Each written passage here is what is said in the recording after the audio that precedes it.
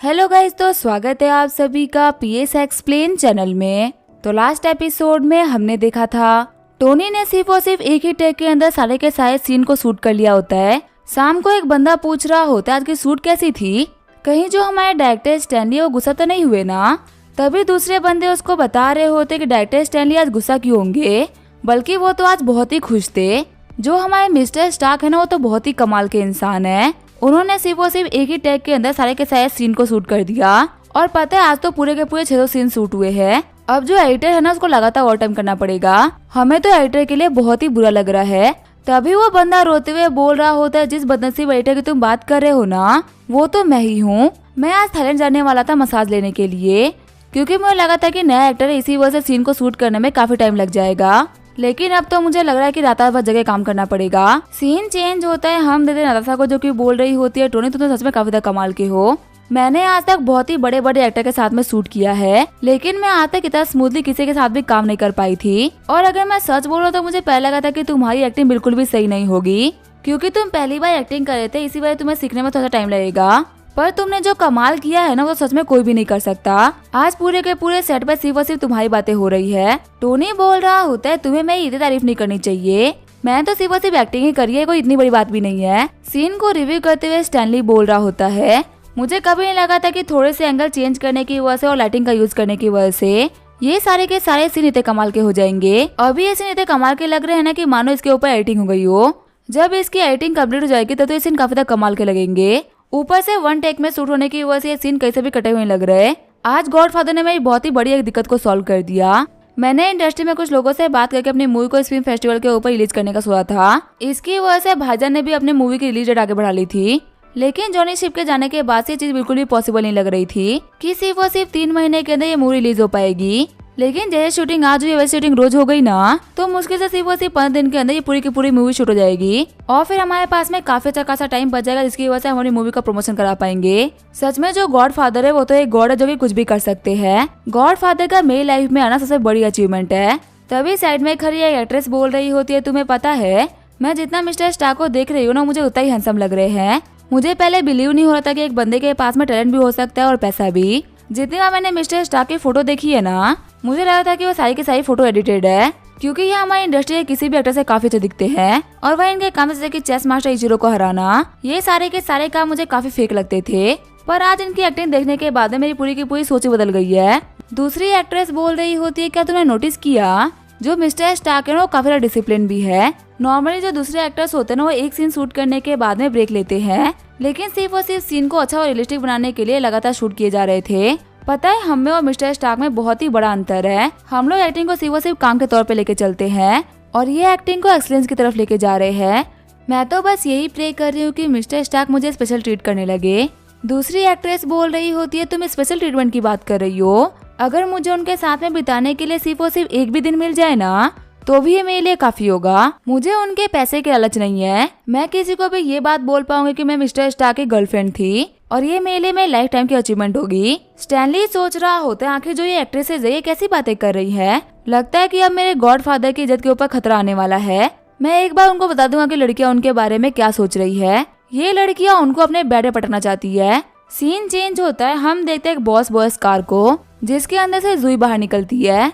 सारे बंदे बोल रहे होते तो फेटिया रियल एस्टेट की प्रेसिडेंट है ना, ये एक फीमेल बिजनेस टाइकून है, जिसे कंपनी की कीमत बिलियंस में है। और पता है हमारे इस पूरे के पूरे फिल्म सिटी को भी ना फेटिया रियल एस्टेट ने ही बिल्ड किया है। हमें तो बिलीव नहीं हो रहा कि इतनी बड़ी कंपनी के ओनर हमारे सामने से जा रहे हैं। जब इन्होंने ध्यानमन सिटी को खरीदना स्टार्ट किया था ना, तब सभी ने बोला कि एक बहुत ही बड़ा लॉस का प्रोजेक्ट है। यहाँ तक कि बीच में कुछ अफवाहों की वजह से 12 से 15 लोगों ने अपनी जान भी ले ली। उसके बाद से बहुत सारे लोग अपनी जमीनों को भी बेचने लग गए थे, लेकिन फिर बाद में उन सभी लोगों को बहुत ही बड़ा रिग्रेट हुआ, क्योंकि ये जो फिल्म सिटी का प्रोजेक्ट था ना, वो बहुत ही बड़ा हिट साबित हो गया। यहाँ पे जो पहले लैंड की कीमत हुआ करती थी ना, वो सिर्फ और सिर्फ 200 रुपए पर स्क्वायर मीटर ही थी। यहाँ के जो बड़े बड़े लैंडलॉर्ड्स थे वो भी काफी गरीब हुआ करते थे, पर अब यहाँ के जमीनों की कीमत हो गई है 20,000 युआन पर स्क्वायर मीटर। मुझे तो खुद काफी रिग्रेट होता है, क्योंकि मैंने इस फिल्म सिटी को अपने सामने ही बनते हुए देखा है। अगर मैंने यहाँ पे पहले जमीन खरीद ली होती ना, तो मैं आज एक मल्टी मिलियनर बन गया होता। आगे वो जुई होती है, टोनी के पास में आ गई होती है। जुई बोल रही होती है, बॉस ये हमारे इस महीने की फाइनेंशियल रिपोर्ट है, जो मैं आपको दिखाने के लिए लेके आई हूँ। आपको तो पता ही है ना कि जो स्टार्क फार्मास्यूटिकल है उसने इंडस्ट्री में काफी तबाही मचा रखी है। उसकी जो वैल्यूएशन थी वो दिन दोगुनी रात चौगुनी बढ़ रही है। और इंडस्ट्री में सभी को पता है कि स्टार फार्मास्यूटिकल के मोस्टली स्टेक आपके पास में है और आप ही हमारे फेटिया रियल एस्टेट के रियल बॉस भी है। तो इसी वजह से वो हमारी कंपनी के अंदर बहुत ज्यादा इन्वेस्ट कर रहे हैं और आजकल हमारे फेटिया रियल एस्टेट को काफी ज्यादा टेंशन मिल रही है। एक $12 बिलियन के प्रोजेक्ट की बिडिंग हो रही थी जहाँ पे बहुत ही बड़ी बड़ी कंपनी ने अपनी तरफ से बिडिंग किया था, लेकिन वो प्रोजेक्ट हम लोग को आगे से मिला वही बिना बिडिंग किए हुए। हमारे जो भी टर्म्स एंड कंडीशंस थी उन लोगों ने चुपचाप मान लिया। आपको पता है ये सिर्फ और सिर्फ इसी वजह से हो पा रहा है क्योंकि हमारे फिल्म सिटी की रियल एस्टेट की जो कीमत है ना वो है 20,000 युआन पर स्क्वायर मीटर। प्राइसेस को सुनकर टोनी एकदम शॉक्ड हो गया होता है। टोनी शॉक्ड होते हुए बोल रहा होता है आखिर तुमने क्या बोला? जूही बोल रही होती है मैंने बोला 20,000 पर स्क्वायर मीटर। टोनी घबराते हुए सोच रहा होता है 20,000 पर स्क्वायर मीटर का मतलब है कि मुझे काफी सारा प्रॉफिट हो रहा है। मेरे पास में ऑलरेडी 9 ट्रिलियन का एक बोझ है जो कि मेरे कंधे पे है। मैं सोच रहा था कि मैं कैसे भी करके जिंदगी भर में लड़कियों के ऊपर अपना पैसा खर्च कर दूंगा, लेकिन मैंने यहाँ पे जिनके पे जितना पैसा खर्च किया ना वो तो उतनी ही बड़ी बिजनेस टाइकून निकल गई और ये सभी मुझे मेरे पैसे का 100 गुना रिटर्न किए जा रही है। ऐसे तो मैं कभी भी इन लोगों के पीछे सारा पैसा खर्च कर ही नहीं पाऊंगा। नहीं, ऐसा बिल्कुल भी नहीं होना चाहिए। मुझे जिस चीज की जरूरत है वो प्रॉफिट नहीं बल्कि लॉस है और अब इन लोगों को लॉस कैसे कराना है ये मेरी जिम्मेदारी है। तभी जो वहाँ पे टोनी होता है वो बहुत ही गंदा सा मुंह बना लेता है। जूही सोच रही होती है आखिर बॉस को क्या हो गया, क्या इनके हिसाब से कीमत और ज्यादा होनी चाहिए थी। टोनी बोल रहा होता है हमारी प्रॉपर्टी के जो प्राइसेस है ना वो तो बहुत ही ज्यादा हो चुके हैं, हमें कैसे भी करके इनको और बढ़ने से रोकना होगा। वैसे क्या हमारे पास में कोई तरीका है जिसकी वजह से हमारे प्रॉपर्टी के प्राइसेस को कम कर सकते हैं? जूही बोल रही होती है हमारी जो प्राइसेस बढ़ी है ना वो मार्केट के फ्लक्चुएशन की वजह से बढ़ी है। अगर हम किसी को सस्ते में जमीन देने के लिए जाते भी है तो वो जल्दी एक बिडिंग में चेंज हो जाता है। अगर हम जमीन की कीमत 10,000 रखेंगे तो आगे से लोग 20,000 पे करेंगे और उसको लेके हम कुछ भी नहीं कर सकते। जब तक मार्केट वैल्यू आगे से कम नहीं हो जाती हम जमीन की वैल्यू को नहीं गिरा सकते। टोनी बोल रहा होता है अच्छा कैसी बात है, चलो कोई बात नहीं, फिर मेरे पास में काफी कमाल का आइडिया है। जितनी भी हमारे पास में प्रॉपर्टीज है जिसके ऊपर हम लोग चार्जेस ले रहे हैं उन सभी को रिमूव कर दो।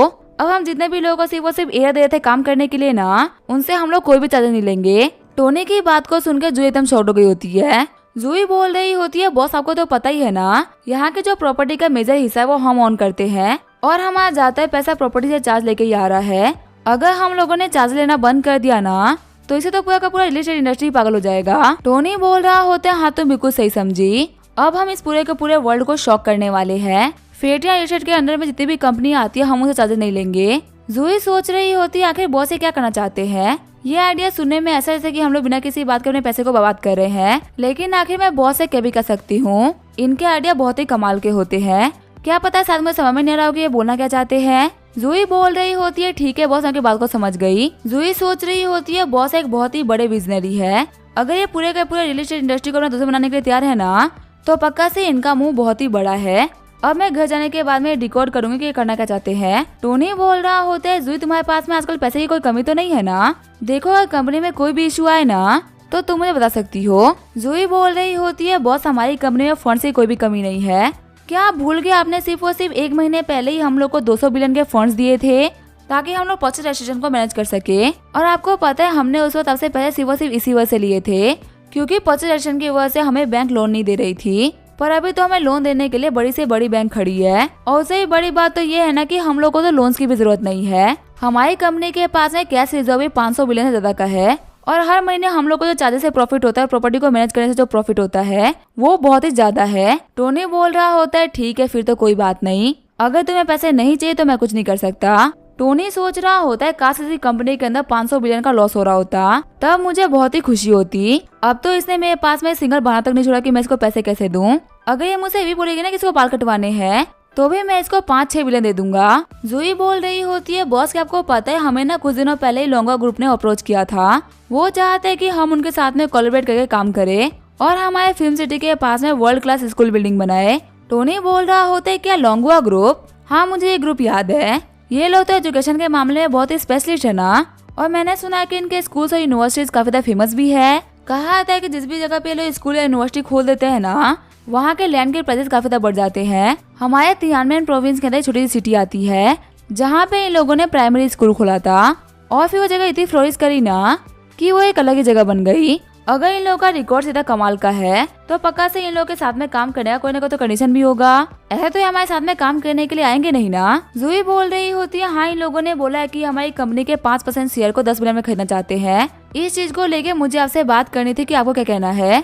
जब हमारे प्राइजेस इतने हाई जा रहे हैं तो क्या हम लोगों के साथ में काम करना चाहिए कि नहीं करना चाहिए। टोनी बोल रहा होता है ये तो सपने देख रहे हैं, 10 बिलियन में हम इनको अपना 5% दे देंगे, जितना हमारा 1 महीने का रेवेन्यू है ना, ये हमारी कंपनी की वैल्यूएशन उससे भी कम लगा रहे हैं। लगता है कि इन लोगों ने टोनी स्टार्क की कंपनी को बहुत ही हल्के में आंक लिया। ठीक है, फिर अब हम लोग खुद ही स्कूल बनाएंगे। आज मैं यहाँ पे फेटियन एजुकेशन ग्रुप को अनाउंस करता हूँ, हमारे जमीनों के एक बड़े टुकड़े को लो और वहाँ पे स्कूल बनाना स्टार्ट करो। किंडरगार्टन से लेके हाई स्कूल तक हमारे पास में हर एक टाइप की स्कूल होनी चाहिए, और हमारी स्कूल इतनी बड़ी होनी चाहिए ना कि भले ही उसके अंदर 1 लाख बच्चे क्यों ना आ जाए, लेकिन उन लोगों को कोई भी दिक्कत नहीं होनी चाहिए। हमारे जो स्कूल हो रहा है वो नेशनल की बेस्ट फैसिलिटी को प्रोवाइड करे। ऐसा नहीं है कि ये बड़ी है तो कमाल नहीं कर सकती, ये जितनी बड़ी होगी उतना ही कमाल करेगी। सबसे पहले हमारी पब्लिसिटी के लिए कंट्री के हर एक टॉप टायर के टीचर को अपॉइंट कर लो। इससे कोई फर्क नहीं पड़ता कि कितना पैसा क्यों ही ना लग जाए, सभी को अपॉइंट कर लो। बाद में जितने भी टॉप क्लास के टीचर्स है ना, ये बाद में नेट टैलेंटेड टीचर्स को प्रोड्यूस करेंगे। देखो, मैं जानता हूँ कि मैंने तुम्हें एक बहुत ही बड़ा प्रोजेक्ट दे दिया है, इसी वजह से तुम्हें इस प्रोजेक्ट को करने के लिए 500 बिलियन का फंड मिल रहा है। अगर कम पड़े तो बता देना, मैं तुम्हें और भी पे कर दूंगा। शॉक्ड होते हुए जूही बोल रही होती है, क्या 500 बिलियन? टोनी सोच रहा होता है, सच में मुझे गॉड ने बहुत ही शार्प माइंड दिया है। अगर ये लोग रोंगा ग्रुप के साथ में काम कर लेते ना तो हमारी वैल्यूएशन और भी बढ़ जाती। लेकिन मैंने यहाँ पे लॉस कमाने का एक तरीका ढूंढा है। मैंने भले ही बोलने के लिए तो बोल दिया कि 1 लाख बच्चे हमारे स्कूल में आ जाएंगे, लेकिन सच में आएंगे थोड़ी ना। आजकल के टाइम में लोग 2 चीजों के पीछे पैसा लगाने में नहीं सोचते।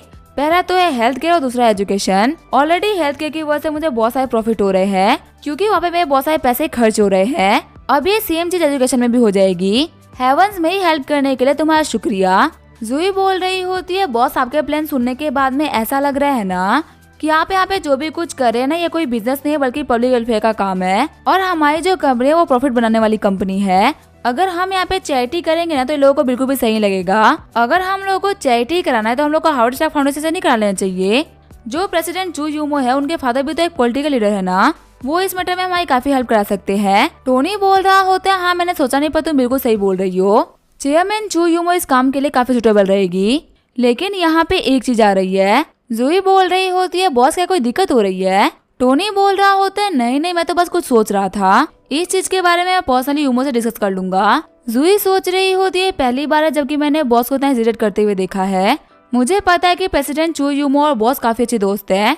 लगता है कि यहाँ पे इन दोनों के बीच में कोई ना कोई तो फाइट हुई है, इसी वजह से बॉस यहाँ पे इतना सोच रहे हैं। तभी सीन चेंज होता है, हार्वर्ड स्टार्क फाउंडेशन का सीन दिखाया जाता है। निया बोल रही होती है, चेयरमैन चू आपको पता है हमारे फाउंडेशन में कोई दिक्कत आ गई है, जो हमारे फाउंडेशन के फंड्स थे वो बहुत ही कम हो चुके हैं। यूमो बोल रही होती है, क्या इतनी जल्दी ये सब हो गया?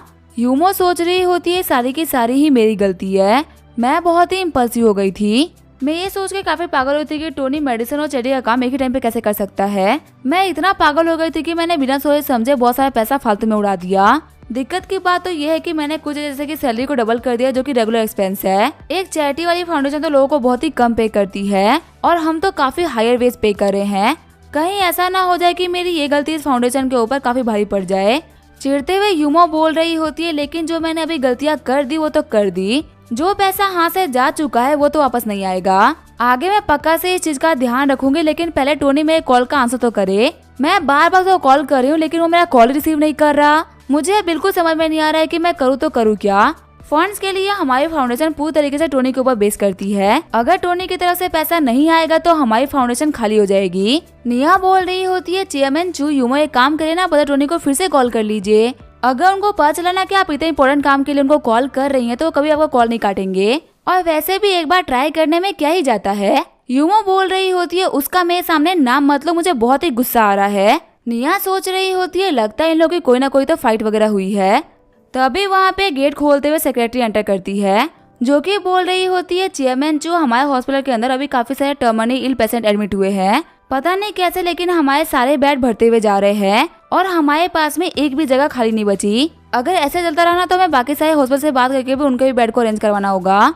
लेकिन आपको तो पता ही है कि हमारे हॉस्पिटल में बाद में पैसा पे कर सकते हैं, लेकिन बाकी सारे हॉस्पिटल में तो हाथों हाथ पैसा पे करना होगा। और अगर हम लोग पेशेंट को एडमिट नहीं कर पाते हैं तो हमें लोगों की तरफ से काफी सारे बैकलैश झेलने पड़ेंगे। निया बोल रही होती है, जियाओली तुम शांत हो जाओ, जो बाकी सारे हॉस्पिटल से बात करने वाली चीज है वो मैं हैंडल कर लूंगी। सभी को पता है कि ये टोनी स्टार्क की फाउंडेशन है, तो पैसा तो कहीं भी नहीं जाने वाला। हमारे पेशेंट को खाली हाथ नहीं जाना पड़ेगा, उन लोगों को बेड मिल जाएंगे। जियाओली बोल रही होती है, ठीक है डायरेक्टर, मैं समझ गई। फिर वहाँ पे ऑफिस के अंदर से वो सारे लोग चले गए होते हैं। यूमो सोच रही होती है मेरी की हुई गलतियों की वजह से आज हमारा फाउंडेशन तबाह होने के कगार पे है। बहुत सारे बीमार पेशेंट्स आए हैं जिनकी जान खतरे पे है और हमारे पास पैसे नहीं है। कहीं मैं इतनी घमंडी तो नहीं हो रही ना कि मैं लोगों की जान के ऊपर खेल रही हूँ। क्या मुझे टोनी को कांटेक्ट करना चाहिए कि नहीं? अब यूमो टोनी को कांटेक्ट करती है कि नहीं करती वो हम देखेंगे नेक्स्ट एपिसोड में। इसी के साथ ये एपिसोड यहीं पे एंड करेंगे। वीडियो देखने के लिए थैंक यू।